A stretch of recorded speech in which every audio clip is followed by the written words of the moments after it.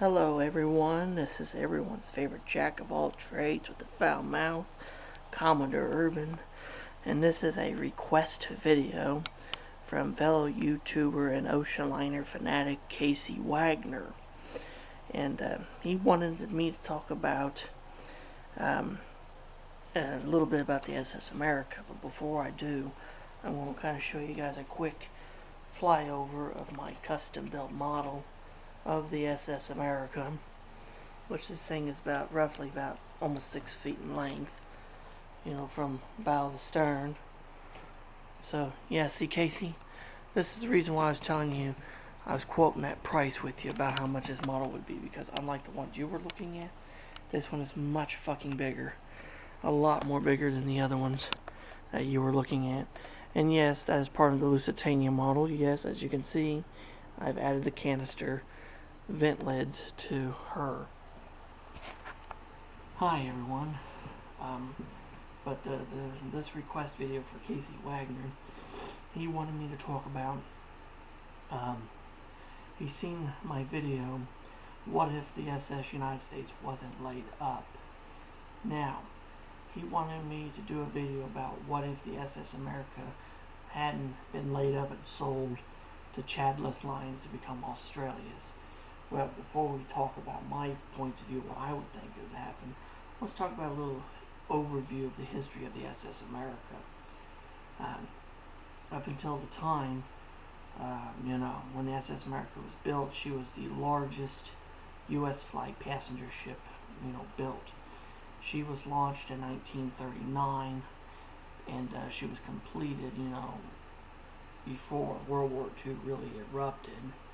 And she had not sailed transatlantic, but instead was used in home waters for several cruises until after the attack of Pearl Harbor, where she was withdrawn from United States Lines passenger service and was turned into the troop ship USS West Point by the government, and was used in troop ship duties up until the end of World War II. And in 1946, she was returned to United States Lines and went back to luxury passenger service. And in that year, she made her first transatlantic trip from New York to Europe. And from 1946 until 1952, she was the flagship of the United States Lines in the United States Merchant Marine, until the introduction of the SS United States in the summer of 1952. But from 1952 until 1964, she was the running mate to the United States, and even though she wasn't as big or as fast as the United States, she was still a very luxurious and popular ship. And because of the downcline of passenger trade and the rising cost of operating a U.S. flag passenger liner, the United States Lines and the government finally decided to sell the America to the Greek-owned Chadless Lines in 1964, where they converted her to an all-one-class tourist class ship by the name of Australia's, and she sailed in this function for years. And then she went to some other owners, became America once again under a cruise line, and she was renamed again to several different names, and been many alterations until the early 90s, where a group of investors purchased the vessel and was towing her to Bangkok to have her converted into a floating hotel by the name of American Star. Now, while she was being towed, the tow lines, snapped in a storm, and she ran up onto a rocky shores off the coast of the Canary Islands and broke in two. The stern half drifted off and sank, while the forward half of her was stuck on the beach for years and years, until here recently, where it finally sank into the waters after being pounded in junk. So, what if we was to rewind history back to 1964, before United States Lines made the decision? Now, Casey, here's what you wanted to know from me. What do I think? What would the United States Lines would have done? Well, honestly, if the United States Lines board members would have been smart enough, they could have taken the America and turned her into an all one-class cruise ship. with a few alterations, of course, like I'll show you. Like if you see the back end here where this crane house is, they could have completely removed that and had that large space there, and they could have added a decent sized swimming pool. And of course, she has somewhat decent deck space in between there. They could have definitely modified some of this outer decking and stuff to had larger areas for recreational use and swimming pools and so on, and also changing the interiors to cope with the cruising standards that were coming up to the time. Now I could see them contracting the work with Newport News Shipbuilding and Dry Dock Company. And I could have seen them having William Francis Gibbs of Gibbs and Cox to do the alterations to the America, because he was the one that designed her. He would have been the man that could have done the transformation quite easily. Now, once this work and stuff would have been completed and they would have entered SS America into full-time cruising service, she probably would have been a very popular ship, and I would have seen people flocking to her for an alternative to transatlantic sailing. They could have cruised anywhere to different ports of call on an American ship, and they would have probably made their money's worth out of it. And in this caliber, she probably would have been sailing probably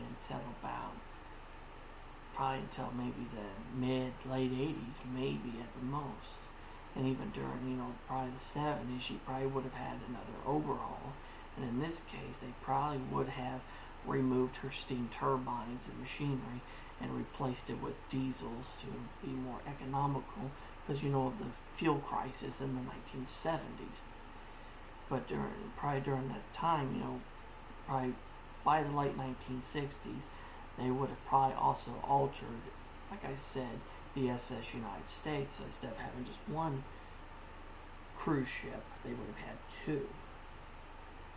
And I could have seen these two really famous ships / cruise liners operating until about probably the 80s and 90s, with the coming of the more modern cruise liners like the Fantasy class and what have you.